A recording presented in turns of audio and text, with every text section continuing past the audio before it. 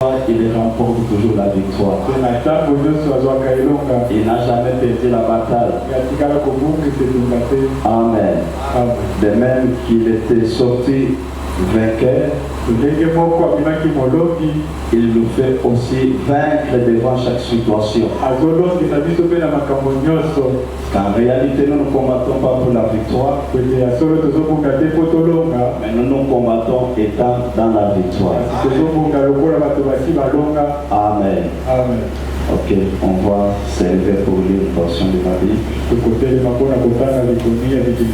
Une écriture dans la Bible. Je lis la livre des Psaumes, chapitre 37, verset 25. Psaume chapitre 37, verset 25.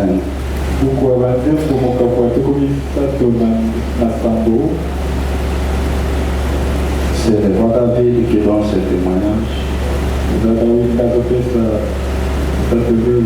J'étais jeune, j'ai vieilli,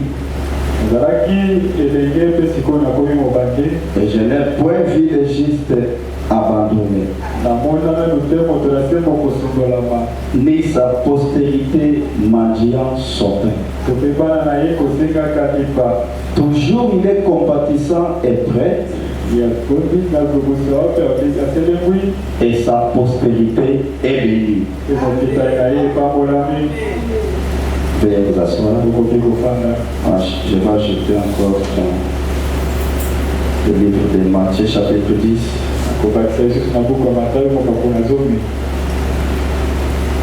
Que le Jéhovah de l'Ancien Testament, c'est le Jésus-Christ dans le Nouveau. Amen. Dans le livre de Matthieu chapitre 10, verset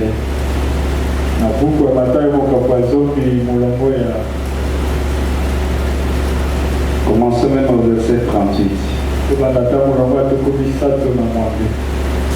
Dit, celui qui ne prend pas sa croix et ne me suit pas n'est pas digne de moi. Celui qui conservera sa vie la perdra. Et celui qui perdra sa vie à cause de moi la retrouvera. Amen. Celui qui vous reçoit, me reçoit. Et celui qui me reçoit, reçoit celui qui m'a envoyé. Amen. Jésus-Christ était aussi envoyé dans ce monde pour une mission. Et quand vous recevez Jésus, automatiquement vous avez reçu celui qui lui a envoyé. Et celui qui reçoit un prophète en qualité de prophète recevra une récompense de prophète. Amen. Si tu ne reçois pas un véritable prophète, tu n'auras pas les bienfaits bénéfiques de ces prophètes-là. Que nous vivons dans un âge où la Bible avait prédit qu'en ce temps-là, il y aura plusieurs de faux prophètes. Ils viendront certainement. Amen. Nous vivons en ce temps-là. Mais s'il y a un faux prophète, là tu vas avoir un vrai prophète. Si nous avons un vrai dollar, là tu vas avoir les faux dollars aussi. La Bible dit si tu reçois un prophète en qualité de prophète, tu auras la récompense des prophètes. Et celui qui reçoit un juste en qualité de juste recevra une récompense de juste. Et quiconque donnera seulement un verre d'eau froide à l'un de ses petits, parce qu'il est mon disciple, je vous le dis en vérité, il ne perdra après sa récompense. Amen. Amen. Nous mettons foi dans la prière que nous avons déjà faite. Nous sommes en train de parler sur notre petit sujet, puis Jésus vint. Amen. Amen. Et par la grâce du Seigneur, on ne peut jamais terminer un sujet. On mettra peut-être un peu virgule. On mettra un point virgule le dimanche. On ne peut jamais terminer un sujet. C'est vraiment difficile. Seulement que le Saint-Esprit lui-même puisse nous accorder selon il trouve bon de nous accorder. C'est quelque chose qui nous bénira certainement. David nous a donné un témoignage qu'il était jeune et il était arrivé à vieillir. Mais il y a une chose qu'il avait remarqué,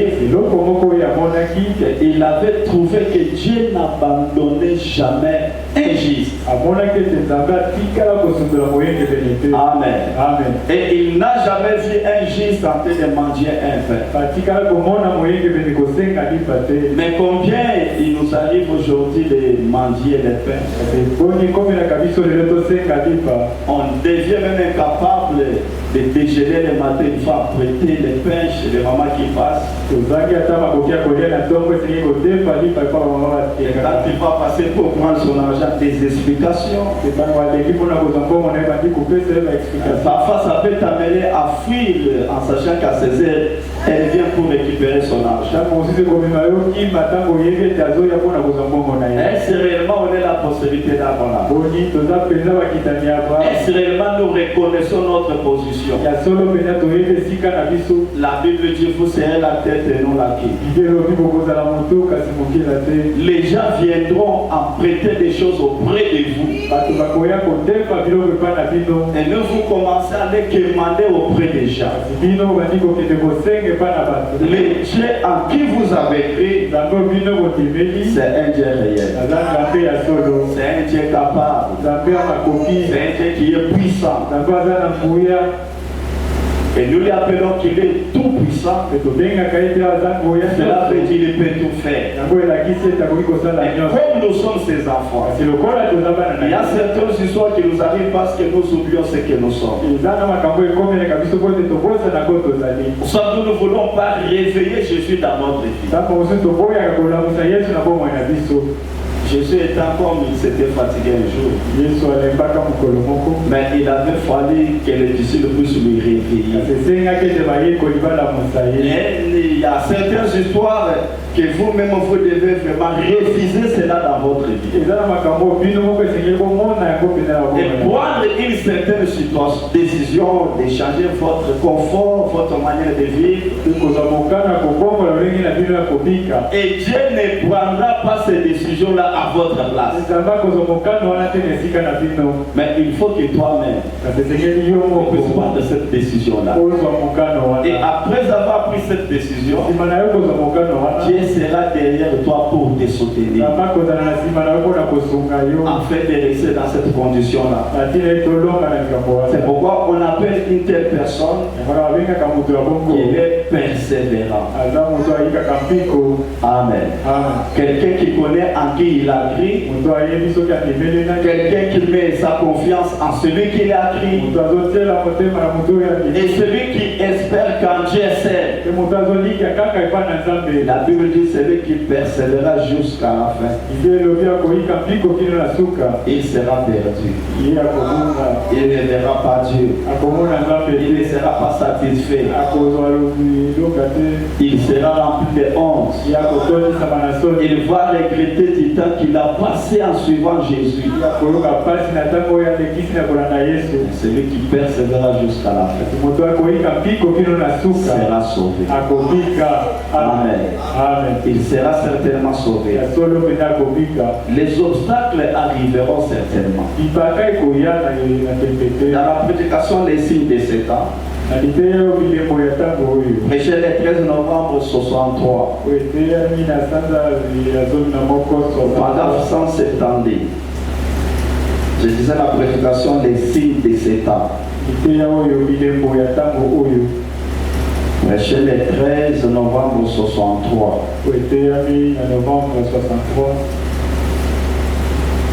On nous dit ceci. Mais il s'est fait. On ne sait comment que quand les cœurs se mettent à avoir faim de Dieu,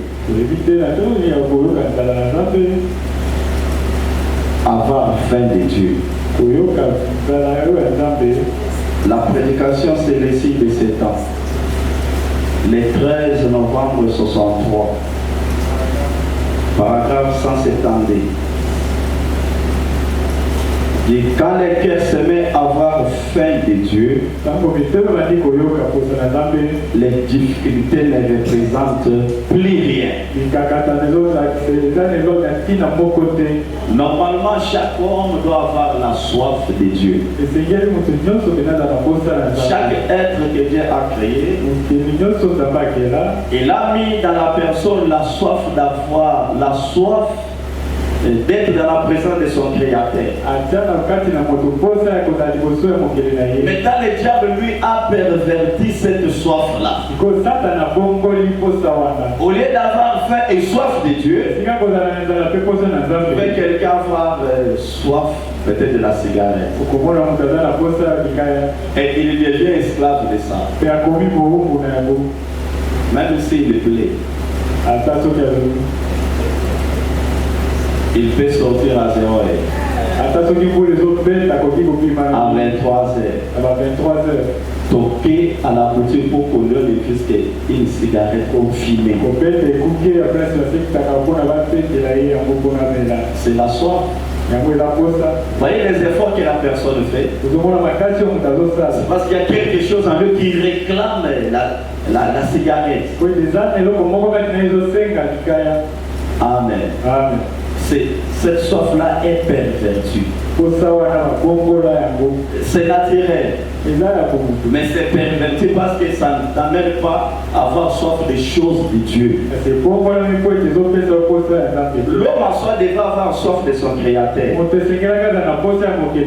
que la Bible dit, c'est lui qui a faim et soif de la justice. Amen. Amen. Dieu fera ce qu'il puisse être rassasié. Alors, quand il est déterminé à obtenir quelque chose, les pauvres les difficultés ne rencontrent plus rien. Pour quelle raison? Votre esprit est déterminé. Peu importe de quoi quelqu'un d'autre vous traite, les gens peuvent vous traiter de tout ce qu'ils veulent. Ils peuvent dire tout ce qu'ils veulent. Ils peuvent essayer de mettre toutes les peurs d'achoppement sur votre chemin. Amen. Amen. Les prophètes disent le premier ennemi d'une personne, c'est l'homme lui-même. Amen. Amen. Donc ton premier ennemi n'est pas loin de toi. C'est toi-même qui est d'abord ton propre ennemi. Alors il faut contrôler le soif qui est en train de t'animer pour agir. Cela va t'amener à Dieu ou soit ça va t'amener loin de Dieu. Les difficultés viendront toujours sur votre chemin. Il y aura toutes sortes de pierres d'achoppement sur votre chemin. Mais si vous avez soif de Dieu, vous allez trouver la chose quelque part. Tu as besoin de recevoir la guérison. Tu as besoin d'être sauvé. Tu as besoin d'être béni. Amen. Amen. Il n'y a aucune personne de ce monde qui peut guérir. Mais c'est la foi en Dieu qui guérit. Ce n'est même pas la fonction que tu es entré de faire, soit d'occuper, qui va te sauver, soit te guérir. Parce que je ne suis pas seul, je ne peux pas soulever être guéri. Malade. Parce que je suis un serviteur, je n'aurai pas de combat. Amen. Ça c'est autre chose. Si tu veux être aidé par Dieu, c'est seulement la foi. Car la Bible dit tout est possible à celui qui croit. Ce n'est pas le salut qui est en toi qui sauvera ta famille. Parce que tu as les Saint-Esprit automatiquement, ma femme, mon mari, mes enfants ont les Saint-Esprit. Mais c'est la foi que tu as dans ce Dieu qui t'a donné le Saint-Esprit, qui sauvera ton mari, ta femme, soit tes enfants. La foi que tu as dans ce Dieu-là. Quelqu'un qui est sauvé, la parole te dit de réclamer aussi c'est de ta famille pour qu'ils soient aussi sauvés. C'est ça tout ce que tu dois dire auprès de Dieu. Seigneur, sauve mon mari. Seigneur, sauve ma femme. Seigneur, sauve mes enfants ici. C'est tout ce que tu dois faire. Parce que nous les gentils, le salut est individuel. Amen. Mais tu peux plaider pour d'autres personnes. Certainement, une femme peut prier pour la délivrance de son mari. Maman, ne vous sous-estimez pas. Amen. Dieu peut te donner un mari qui n'est pas délivré. Mais grâce à tes prières, il arrive à être délivré et être sauvé. Ne vous sous-estimez pas. C'est déjà arrivé dans la Bible. Zachée était devenu chrétien grâce aux prières de sa femme. Amen. Et le prophète nous a donné même le nom de la femme de Zachée. C'était la sœur Rebecca. La sœur Rebecca, elle allait à l'église. Mais son mari c'était un publicain. Il était parmi les gens qui ne voulaient pas participer dans les réunions de Jésus. Mais la sœur Rebecca priait toujours, il recommandait son mari dans les mains de Dieu. Aide mon mari aussi à reconnaître la lumière du jour. Jusqu'à ce qu'un jour, Rebecca vit seulement son mari s'est précipité très tôt matin là. Pendant qu'elle faisait semblant qu'elle dormait, Zachée a fait tout, se laver, sortir rapidement, aller à la rencontre du Seigneur. Mais là où Rebecca était endormie, elle a dit seulement gloire à Jésus. Je vois que mes prières que j'ai toujours exaucées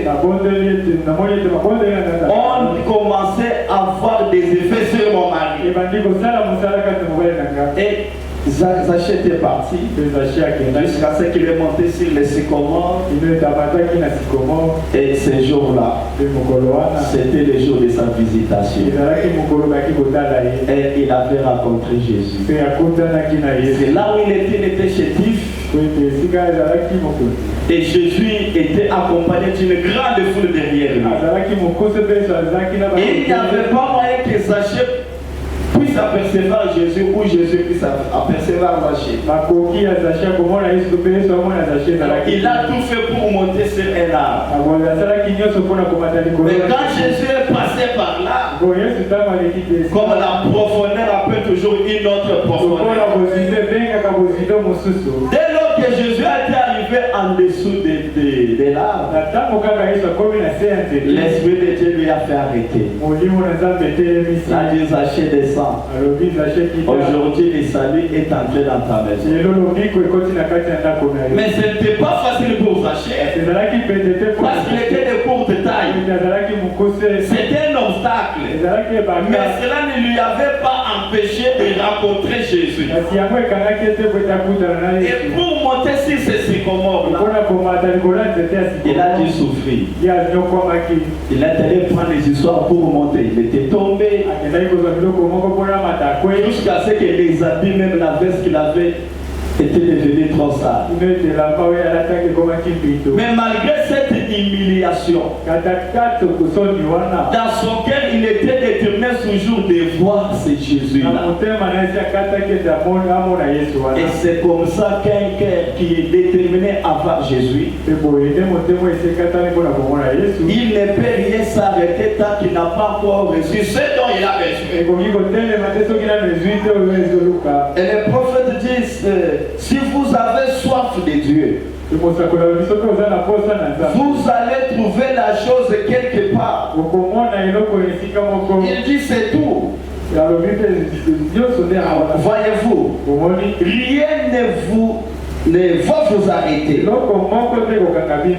Votre mari ne va pas vous arrêter. Amen. Pour rencontrer Jésus. Votre femme ne va pas vous arrêter. L'église ne va pas vous arrêter. Le pasteur ne va pas vous arrêter.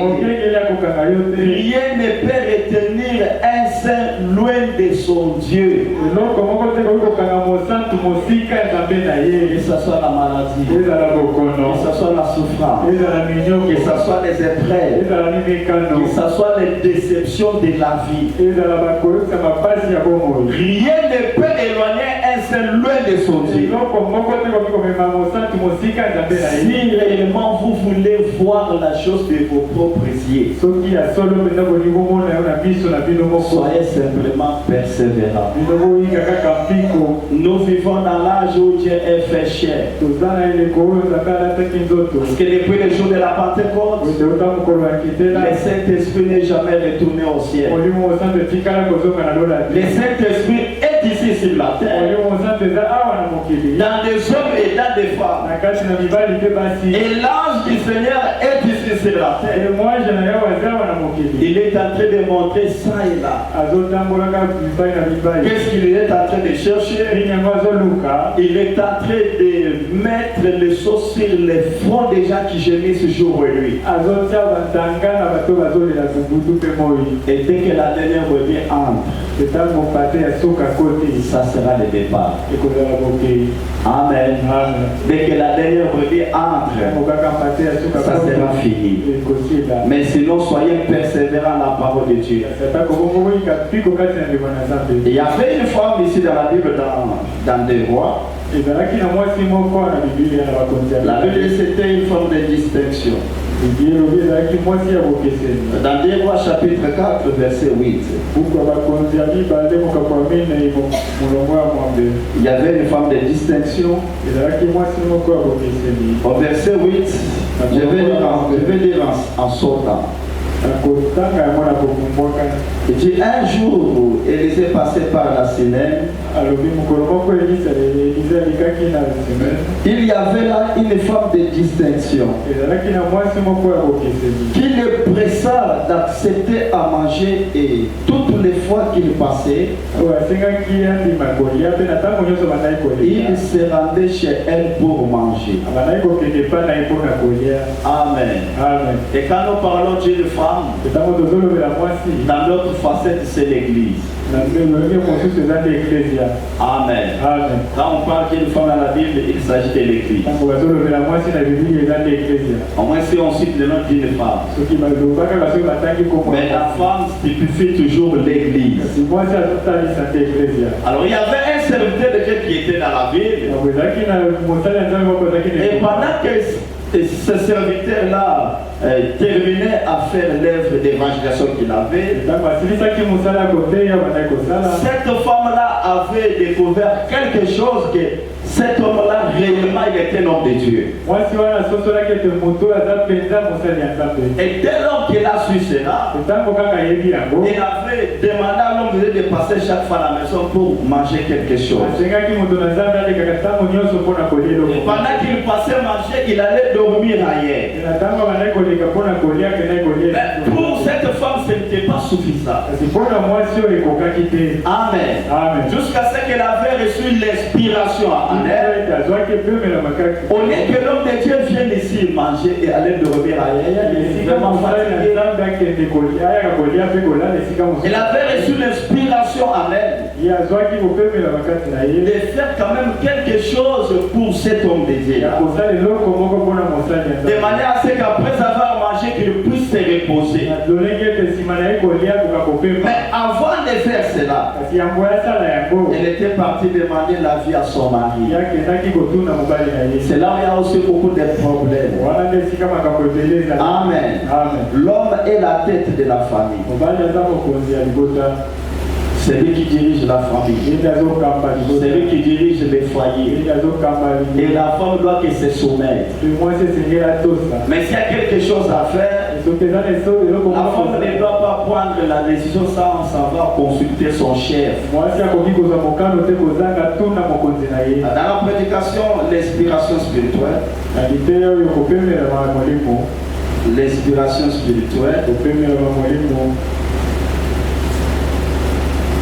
Au paragraphe 39, sans pour avoir un peu l'idée de ce qu'on va parler. L'inspiration spirituelle, paragraphe 39. Remarquez ceci maintenant. Comme cette femme sunamite a dit à son mari, tu sais, il y a un homme qui passe nous voir. Et je te prie, construisons pour lui juste une petite chambre à côté de la maison. En d'autres termes, nous voulons être tout aussi proches de lui qui est possible quand il est dans notre parage. Amen. Il dit, nous savons que c'est un juif et nous sommes des gentils, mais cependant c'est un homme saint. Et nous les reconnaissons comme tels. Nous croyons que c'est un homme honnête. Et nous avons donc assez d'argent pour faire cela. Construisons donc une chambre à côté de notre maison. Et mettons aussi un petit tabouret, un petit lit. De sorte que lorsqu'il passera, un peu d'eau, il griche et tout, il pourra se rafraîchir, se coucher et s'étendre. Oh, combien Dieu connaît toute la France et de préparatifs pour cela. Amen. Elle était partie consulter son mari. Comme son mari était aussi spirituel, il a donné les moyens et on a construit une petite chambre pour l'homme de Dieu. Effectivement, pendant qu'il mangeait et partait, il était fatigué. Parfois qu'il ne dormait pas dans de bonnes conditions. Mais quand on lui avait construit cette petite maison-là, et on avait placé tout là-dedans, alors l'homme de Dieu était vraiment soulagé. Amen. Et quand un serviteur de pasteur est satisfait, Dieu aussi est satisfait. Et à ce moment-là, l'église sera aussi satisfaite. Et si vous voulez avoir une faveur auprès de Dieu, toi premièrement fais faveur à Dieu. Est-ce que vous avez compris quelque chose? Si tu veux que Dieu te fasse une faveur, toi fais d'abord une faveur à Dieu. Remarquez que quand le prophète Élisée était consolé, il était soulagé, on lui avait mis dans de bonnes conditions. C'était devenu une dette morale pour les prophètes de Dieu. Et quand la conférence était entrée, elle a pu dire à Géasi, qu'est-ce que nous pouvons faire pour cette femme? Amen. Dieu c'est un homme. Les prophètes n'ont pas dit. Qu'est-ce que Dieu peut faire pour cette femme? Qu'est-ce que nous pouvons faire pour cette femme? Les prophètes croyaient d'abord en lui. Il connaissait sa position. Il connaissait ce qu'il était. Géasi a dit, je remarque que depuis que nous venons ici, il n'y a pas un enfant. C'est-à-dire, oui, moi aussi j'ai remarqué ça. Alors faites-moi venir cette dame. Et quand la femme est arrivée à la présence du serviteur de Dieu, il a posé la question. Nous avons remarqué que tu es vraiment gentil avec nous. Tu nous as mis dans de bonnes conditions. Qu'est-ce que nous pouvons faire pour toi? Quelle faveur tu veux qu'on puisse faire aussi pour toi? Amen. Comme les prophètes disaient coopérer avec des dignitaires de cette ville-là, ils pouvaient demander même au maire de la ville d'envoyer les militaires pour commencer à sécuriser cette femme-là et sa famille. Soit lui chercher un travail dans le gouvernement. Mais la femme a répondu, je suis la bienheureuse chez moi. Je suis très à l'aise. Je ne vous demande rien du tout. Amen. La Bible dit, quand vous jetez un peu sur la surface des eaux, vous n'avez pas perdu ces peines-là. Tôt ou tard, vous allez récupérer ce dont vous avez jeté dans l'eau. Et l'eau, c'est le type de la parole de Dieu. Tout ce que vous faites pour soutenir la parole de Dieu, vous allez récolter toujours ici-bas. La femme a dit, je suis la bienheureuse. Tout ce que j'ai fait pour le Seigneur. Je n'ai besoin qu'une chose auprès de vous. Mais malgré cela, Dieu connaît toutes choses. Il est le Dieu qui connaît tous les préparatifs. Amen. Géasi a dit, nous voyons que vous n'avez pas un enfant. Amen. Et le prophète de Dieu a dit, dans cette même époque, les dieux que je sais, il va vous visiter avec un enfant. Amen. Il va vous visiter avec un enfant. Posez-vous un peu la question. Cette femme-là était bénie. Cette femme-là a prié. Mais il y avait une demande qui persistait toujours dans leur vie.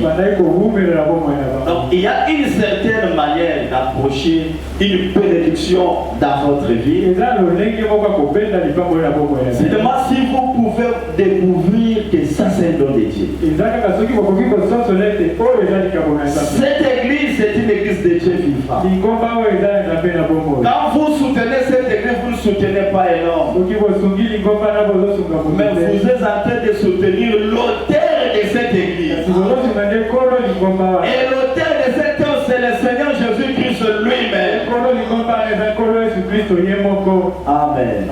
Comme il est le Dieu de sa parole, cette femme avait un enfant. Mais quand elle a eu un enfant, l'enfant a grandi. Et elle était arrivée à l'âge de 12 ans, 13 ans comme ça. Un jour, pendant qu'il accompagnait son père dans les champs, là où il se partait pour cultiver, elle a fait des petits fièvres. Et son père a renvoyé l'enfant à l'un de ses serviteurs à la maison. Et quand ils sont arrivés à la maison avec l'enfant, l'enfant était mort. Amen. Mais les prophètes n'étaient pas présents. Ils s'étaient déplacés. déplacé. Qu'est-ce que la femme s'est dit? Je vais aller seulement avec cet enfant. Les maîtres sur mes lits où les prophètes de Dieu dormaient. Amen. Ah, Dieu ne pouvait pas manquer de faire quelque chose. Si cette femme-là n'avait construit pas cette maison pour les services, est-ce qu'elle allait avoir cet enfant? Directement, on devait amener l'enfant à la mort. Mais comme elle a pris la foi, juste la déposer sur les lieux où les prophètes dormaient, la femme est partie trop vite pour voir les prophètes. Et subitement, quand le prophète a vu la femme en train de venir, Élisée a vu l'attitude avec laquelle s'approchait cette femme. Il s'est dit à lui-même, mais à cette heure, qu'est-ce que cette femme vient faire vers nous? L'Éternel m'a-tu caché quelque chose? Amen. Le prophète dit, Dieu ne révèle pas tous ses secrets à ses serviteurs. Amen. Ah, pour qu'il soit Dieu, il doit garder une partie de la réalité des choses. Je vais te révéler quelque chose. L'autre regarde dans sa souveraineté. Les prophètes savent comment ça se poser des questions. Mais je suis dans la présence de Dieu. Je suis sur le poste du devoir. Qu'est-il arrivé à cette fois? Pourquoi Dieu m'a caché cette chose? Et quand la femme est arrivée, l'époux lui a demandé, comment vas-tu? Comment ton mari et l'enfant? Elle a répondu, tout va bien. Ah, si c'était toi et moi. Mais de loin, tu commences déjà à pleurer. Amen. Trop de plaintes, tu mieux la voix. Les pauvres de quelqu'un qui a faim et soif de Dieu.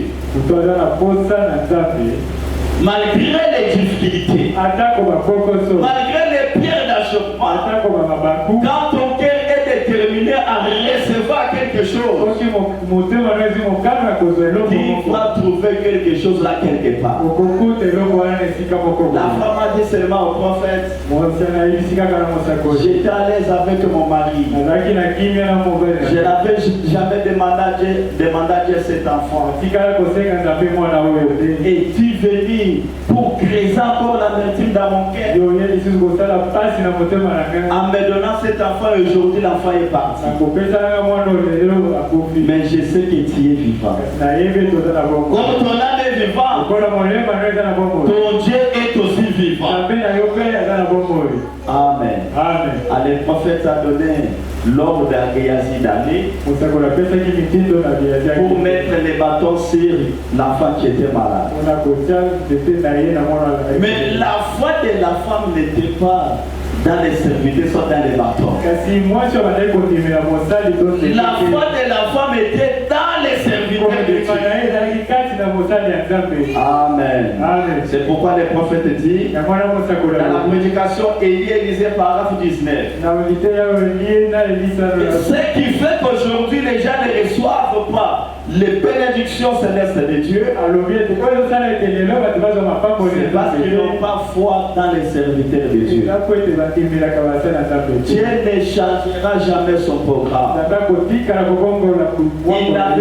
Il aurait dû prendre les arbres pour prêcher la parole, ou soit commencer à utiliser les animaux afin de parler aux êtres humains. Mais il n'a pas voulu faire ça.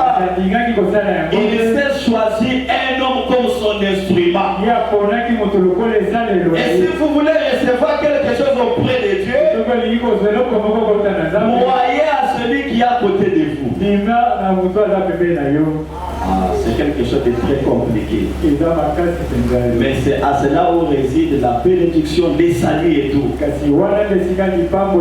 dans l'âge où nous vivons, Dieu avait dit au prophète, si tu peux amener les gens te croire, rien ne résistera à ta prière, voire même les cancers. Et la chose la plus difficile, c'est d'amener un mortel à croire aussi un autre mortel. C'est ça la chose la plus difficile. Mais si tu peux te dépasser jusqu'à croire à un homme, tu vas être sauvé. Tu dois recevoir ce dont tu as besoin. Amen. Parce que Dieu sans l'homme, il n'a pas la force. Et l'homme aussi sans Dieu, il ne peut rien faire. La femme est restée persistante avec le prophète. Il a dit, moi je ne partirai pas. Mais jusqu'à ce que nous irons avec toi. Alors le prophète s'est décidé de partir avec la femme. Géasi était arrivé, il avait fait la recommandation. Mais l'enfant n'était pas ressuscité. Dès lors que le prophète de Dieu est arrivé, il est entré toujours dans la maison que la femme avait construite. Le prophète il avait commencé à faire des tours dans la maison, cherchant la présence de son Dieu. Et il avait eu les yeux du Seigneur.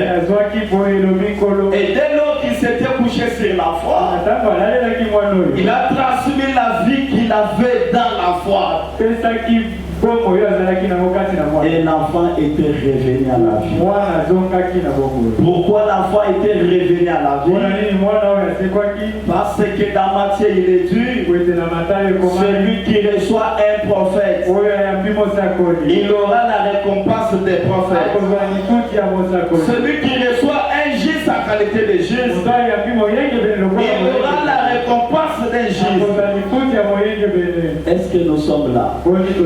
Tout ce que nous faisons pour la parole, Dieu ne manquera pas de vous soutenir. Dieu ne manquera pas de vous aider. Parce qu'il est le Dieu de sa parole. Il est le Dieu qui connaît tous les préparatifs. Un jour, il y avait aussi une femme. Cette femme-là qui avait son enfant qui était né comme tout autre enfant. Je suis dans la prédication de l'amour divin. Prêché le 26 août 56. 26 août 1956 matin. Dit, cette maman-là ne m'était pas aussi au monde. Elle avait fait beaucoup de jours. Mais elle avait prié à Dieu lui demander un enfant. Comme Dieu exauce aux prières, il avait donné un enfant à cette femme. Et cette femme, on avait prié pour lui, au serviteur de Dieu, pour lui consacrer sa vie d'entre les mains de Dieu. Mais quand l'enfant a grandi, il a commencé à fréquenter des gens de mauvaise vie. Il a commencé à se méconduire. Et il a été atteint par une maladie. Et sa situation était devenue critique. Jusqu'à tel point qu'il était entré dans l'état d'inconscience. L'enfant était resté cloué par terre. Mais l'enfant s'est souvenu d'une chose. Dans l'état où mon enfant se retrouve, ce que je peux faire, ce n'est que de prier le Seigneur. La femme a commencé à prier. La femme a commencé à prier. Elle a prié le premier jour. Et le deuxième jour, pendant qu'elle priait, Dieu lui a donné une vision d'une personne, la manière dont il s'habillait. Et Dieu lui a dit, cette personne viendra pour prier pour toi. Amen. Les prières font des effets de l'autre côté. Les prières changent les choses. Et la manière de faire les choses, il devait envoyer un homme pour prier pour l'enfant de cette femme-là. Mais regardez que cette personne-là avait aussi ses propres programmes. Et il était entré dans l'avion pour aller quelque part dans cette ville. Mais les prières que cette femme-là avait faites, pendant que le serviteur de Dieu était dans l'avion, dès lors que l'avion avait été entré dans le périphérique de la ville, appelé Memphis, les prières de cette femme ont provoqué un mauvais temps. Amen. Ça a créé un mauvais temps à l'avion. Ça a changé l'atmosphère des choses. Et il n'y avait pas moyen que les pilotes puissent continuer les routes. Amen. Les pilotes, ils ont seulement dit aux gens aux passagers, il n'y a pas moyen que nous puissions continuer, on doit atterrir les paix à Memphis. Pour quelle raison? Il y avait une profondeur quelque part. Il y avait besoin d'un serviteur de Dieu à l'intérieur de l'avion, afin que cet enfant-là puisse revenir à la vie. Oh, les prières changent les choses. Quelle puissance qui est dans la prière. Les prophètes étaient atterris. Ils devaient se rendre à l'hôtel dormir. Et le matin, le Saint-Esprit le conduit dans cette direction. Ne sachant personne dans Memphis, ne sachant où est-ce qu'il est en train de partir, le prophète dit, nous ne devons pas marcher selon nos intentions, mais marchons selon la conduite du Saint-Esprit. Et quand le Saint-Esprit vous conduit, il vous conduira toujours dans la victoire.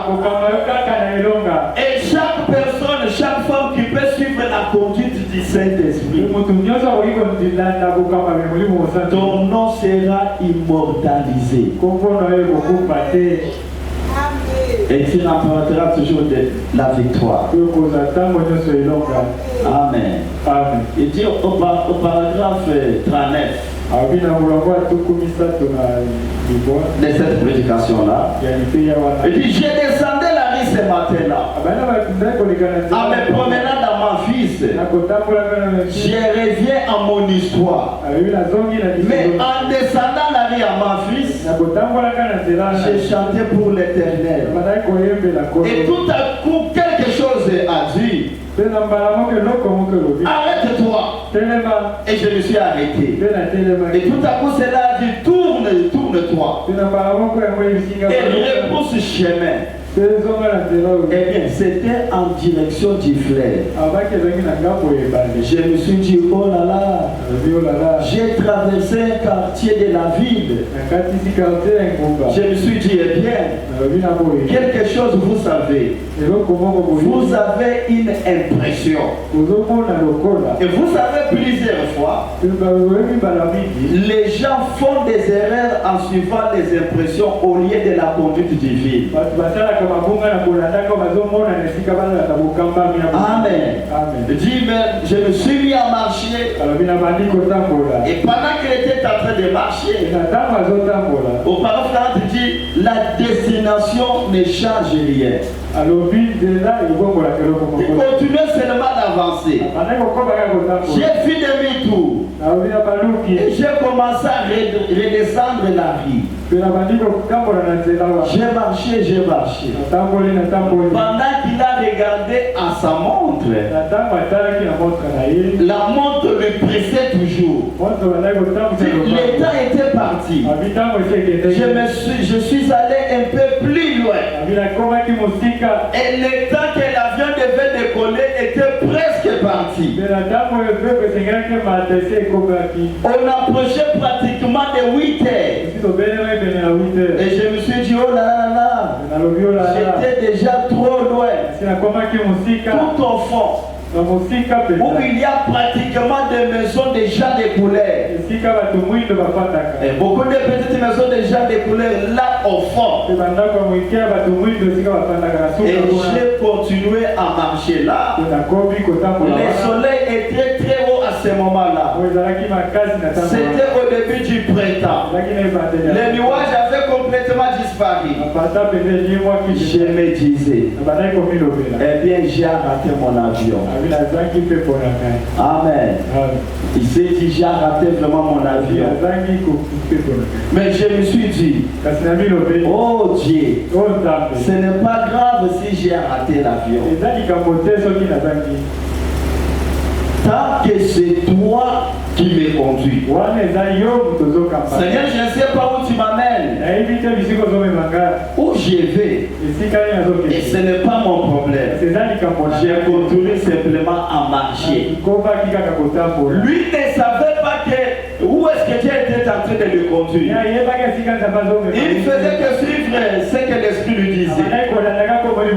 Mais de l'autre côté, Dieu avait déjà montré à la femme et je devais envoyer mon serviteur. Regarde la manière dont il serait habillé. Et la femme était là, attendant devant sa maison la venue du serviteur de Dieu. Et pendant que le prophète était en train de partir, dès lors qu'il est arrivé là où il était cette femme, la femme a dit bonjour pasteur. Et le prophète s'est étonné. Comment tu as su que je suis un premier pasteur? Il a dit je savais que tu devais venir. Il est de secours qui ne manque pas qu'à des détresse. Amen. Dieu ne regarde pas nos intentions. Mais Dieu a son programme à lui. Et s'il veut te visiter, il peut déplacer même le président de la République. Même si tu habites dans des régions inférieures, là où les véhicules n'arrivent pas, là où même la moto n'arrive pas, tu es capable de faire marcher le président à pied jusqu'à dans ta maison afin d'accomplir quelque chose dans ta vie. C'est ce que les prières de cette femme avaient fait. La femme a répondu au prophète, je savais que tu devais venir. Là où était le prophète, il voulait s'envoler. Tu savais que je devais venir. Mais de quoi il s'agit? Quel est le problème que tu as? La femme a dit au prophète, j'ai un enfant qui est à l'article de la mort. Et j'ai perdu mon mari. Cet enfant-là, c'est l'unique enfant que j'avais consacré au Seigneur. Bien qu'il sait me conduire, il est atteint par une maladie. Les médecins lui ont abandonné. Et il est l'unique appui qui me reste. Je ne peux pas accepter perdre cet enfant. Alors j'avais prié à Dieu toute la nuit. Et dans mes prières, je disais à Dieu, tu es le même Dieu qui avait envoyé les prophètes vers la femme de Sunel. La Bible dit que tu es le même, tu n'as pas changé. N'est-ce pas qu'il y a encore un prophète dans ce monde? Si tu as un prophète dans ce monde, alors fais-moi venir cet Élie-là. C'est la prière de cette femme-là qui avait créé un mauvais temps à l'avion. L'avion était atterri dans cette ville par rapport à la prière que cette femme-là avait faite. Effectivement, les prophètes dit l'Élie qui devait venir dans notre état. Oui, Jésus fait. Et quand le prophète est rentré, une maman peut oublier son enfant. Amen. Mais Dieu ne peut jamais oublier son enfant. Quelle que soit la chose que tu as faite, Quel que soit l'état dans lequel tu te retrouves enfoncé dans le péché, néanmoins tu es toujours un enfant de Dieu. Amen. Néanmoins tu es toujours un enfant de Dieu. Au paragraphe 48 il dit, 43 plutôt. C'est exactement comme cela j'étais habillé. Oh frère, quand l'amour de Dieu divin est projeté, cette mère a fait son bébé qui pesait presque 90 kilos. Mais il était toujours son bébé. Amen. Il était étendu là, se mourant dans la honte. Peu importe combien c'était ôté, c'était toujours son bébé. Et elle est même à l'article de la mort. Il dit c'est ça l'amour maternel. Peu importe combien il avait amené la honte, cette maman l'aimait toujours. Et si vous ne pouvez pas oublier votre bébé, peu importe ce qu'il a fait, à combien plus votre raison, Dieu ne peut pas vous oublier. Il a dit, vos noms sont gravés sur la paume de ma main. Est-ce que nous pouvons dire gloire à Dieu? Parce que ton nom est écrit sur la paume de la main de Jésus. Chaque fois qu'il regarde dans sa main, il voit ton nom écrit là. Et la Bible dit, ce qui est entre les mains de Dieu, il n'y a personne qui peut les ravir. Et si je suis dans la main de Dieu, il n'y a personne qui peut toucher à ma vie. Il est le secours qui ne manque pas en cas de détresse. Une mère peut oublier l'enfant qu'elle a allaité, mais je n'oublierai jamais. Peu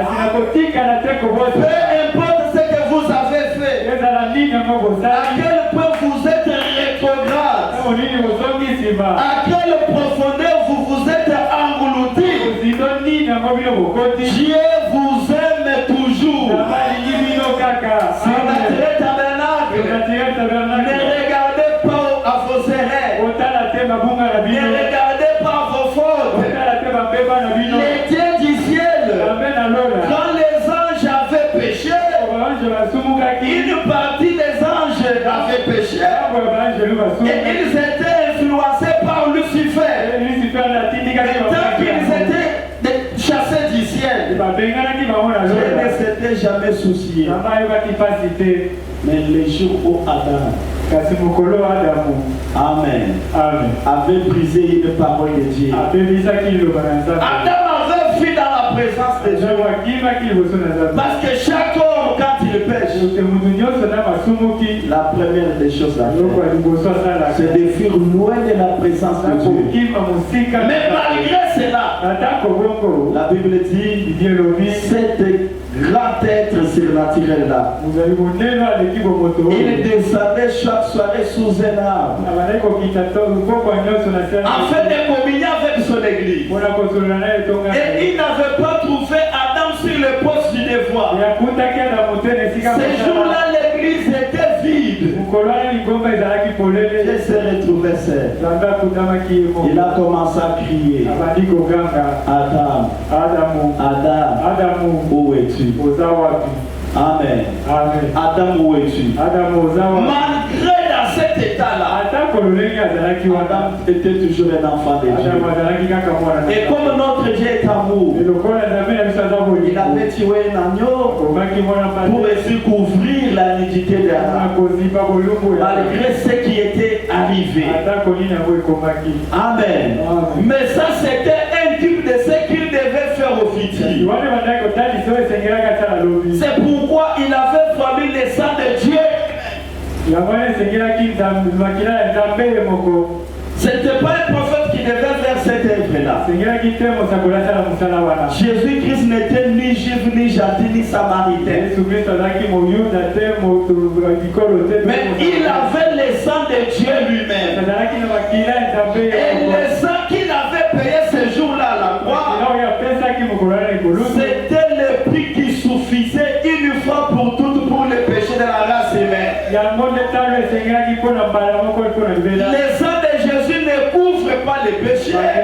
Mais le sang de Jésus efface complètement nos péchés. Et quand cela est effacé, il les jette dans la mer de l'oubli. Tu deviens plus là que la neige.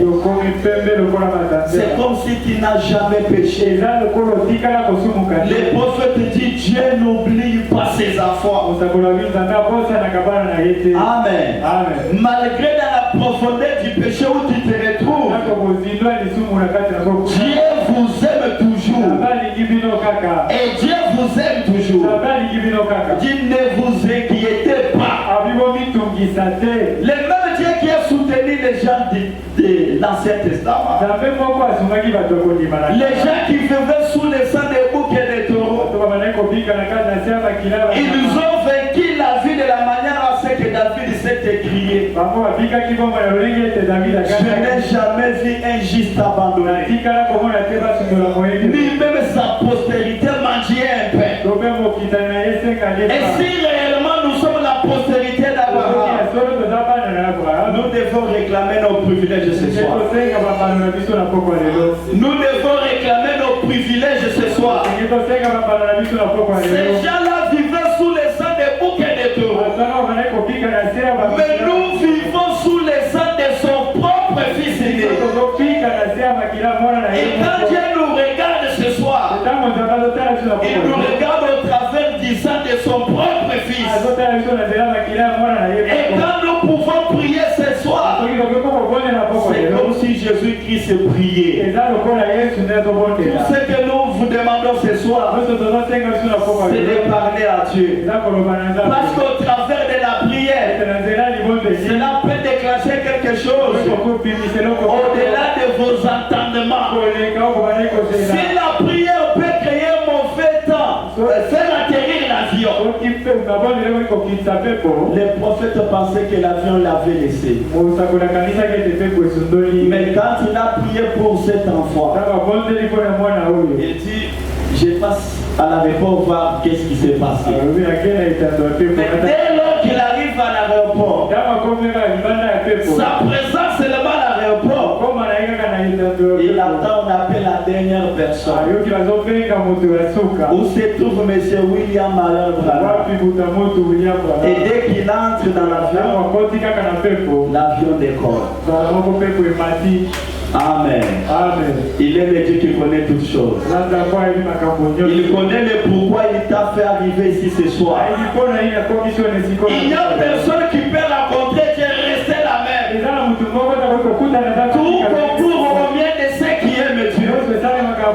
Et s'il est le même, il n'a pas changé.